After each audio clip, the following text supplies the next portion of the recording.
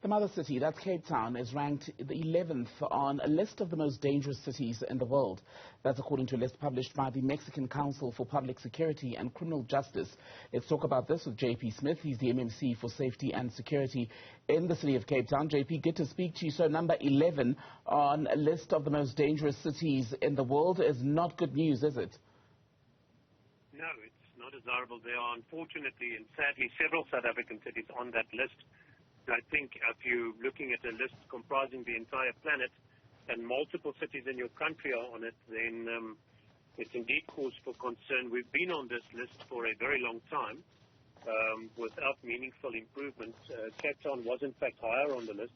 We're slightly lower, and that's probably linked to the fact that we have been able to, through the investments that the city and the province made in our LEAP program for 3 consecutive quarters now, been able to drive down our murder rate and attempted murder rate in the 10 most crime-affected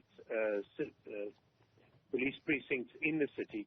That includes stations like Hanover Park and Bishop Lavis and Delft and Guguletu and Nyanga, which for the first time wasn't the most dangerous city in the country, and Khayelitsha.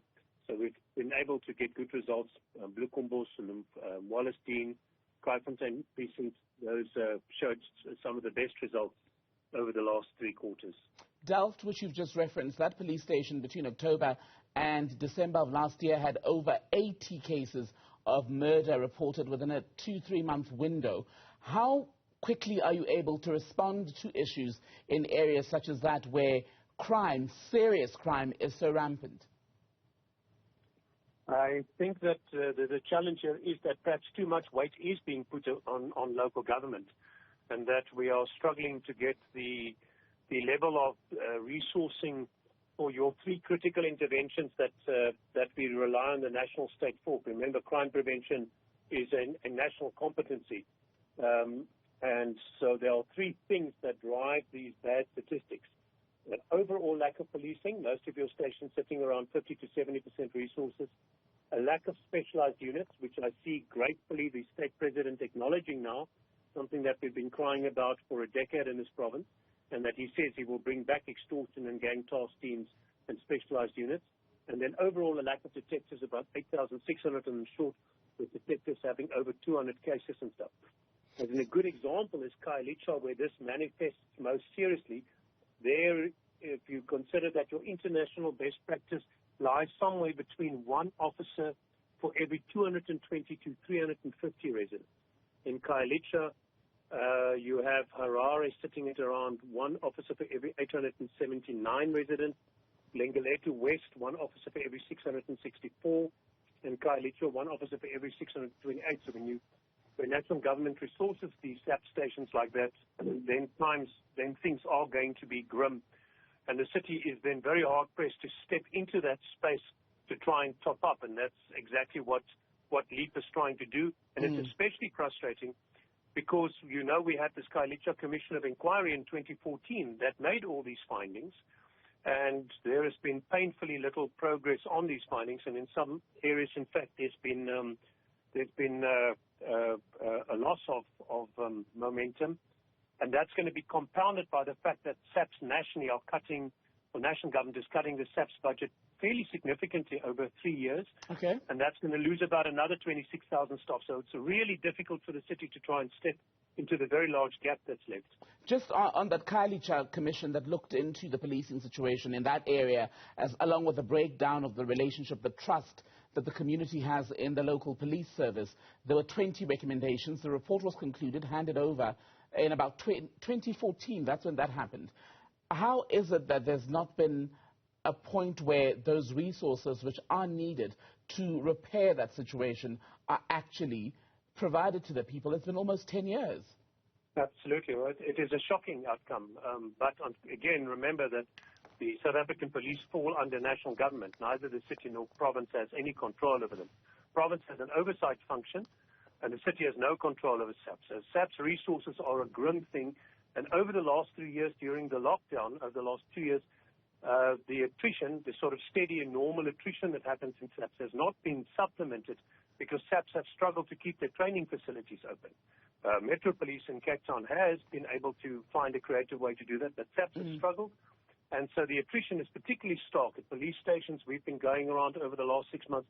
It's not just Khayelitsha, but stations across the metro that are in that very difficult situation. So this is a good question to ask Minister Cele, especially because when he visited Khayelitsha, he had so much to say to it and so much scorn to heap upon the efforts of the city, where we are desperately trying to, with much and more just on that point, JP, gap.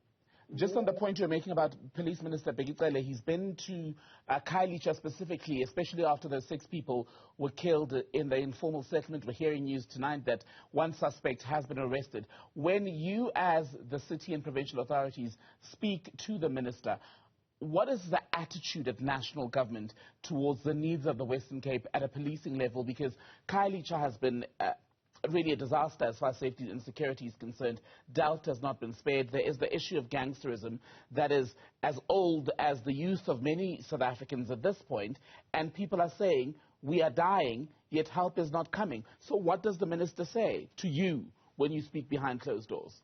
Well, I just want to say it's not that help is not coming. The city has invested heavily. I mean, between city and province, we've invested 1.7 billion rand with a B, and there's more coming. We have managed I think the issue, sorry, all of those precincts. I was just saying that the issue is that not enough help is coming to end the bloodshed. No, I know, but you just said help isn't coming. So I do want to tell you we're trying. With such resources the city has, we're trying. But there is a major challenge that at this time when things are so bleak, you are in fact seeing the national policing resources shrink. And that's a matter of record. You can go and look at the budget online. It's there. But we say to the minister 3 things. 1, we need to get closer to that 1 officer per 350 members of the public. That's an international best practice. We should be closer to 1 to 220, but at least let's get us to 1 to 350. At the moment, the average in the province across the Western Cape is 1 officer for every 520. And that means you are almost guaranteeing that your population is going to suffer. You're guaranteeing that people are going to have hard times and constantly have their lives disrupted, have their freedom of movement, their freedom of choice, their freedom of association disrupted and interrupted because they can't move and go about their lives and run businesses as they need to. So that's the first thing we say to him. The other 2 things is reinstate the specialized units, the extortion task team. You need a proper extortion unit in Khayelitsha. It's having massive problems with the extortion racket linked to some of the public transport or minibus taxi industry, linked to emerging gang violence there. In the rest of Cape Town, the specialized investigators linked to specialized units is absolutely essential. About 24 to 40% of those murder stats that get us onto that horrible top 50 list in Cape Town consist of gang violence. Strip those figures out of Cape Town, and we dropped out of that list completely. So we are very keen, but a lot more needs to be done on the prosecutorial side. If you look at the gang murders in Khayelitsha over the last period and elsewhere in the city, almost routinely for murders that happened between the beginning of 2020, from March 2020 to March 2021, where you had 40 gang murders or 15 gang murders, 34 gang murders, in each of those cases in different parts of the city, you have 0 convictions. We have a serious problem with the failure of the criminal justice system, and that's the third thing. Bring back more detectives. There is a low-hanging fruit. That low-hanging fruit is called detectives. Rapidly recruit and deploy more detectives. It will make a huge difference because you will actually start getting convictions and not just recycling your criminals. So just on the point you're making about how if you strip the crime stats that are put into this list that is drafted where Cape Town is now number 11 on the list of most dangerous cities in the world, how if you take out some of these problem areas, you fall off completely the list of high-risk areas. But that is the challenge, isn't it? Making Cape Town a safe city for all, because by that analysis, it is still the poorest of the people in Cape Town who bear the worst of the brunt from crime. That is an exactly accurate assessment. We have 60 police stations in Cape Town. 10 of those police stations generate half of all the violent crime stats. So imagine the misery that people in those 10 stations experience. That's why with the extra money that we could squeeze off from other things, remember these are not core local or provincial competencies. So we take money away from roads maintenance, park maintenance, from all kinds of other stuff, from education, from health, and we put it into this policing. We've created these 1,100 officers now extra in these 10 police precincts. We've, for 3 quarters in a row now, seen improved murder stats or reduced murder stats.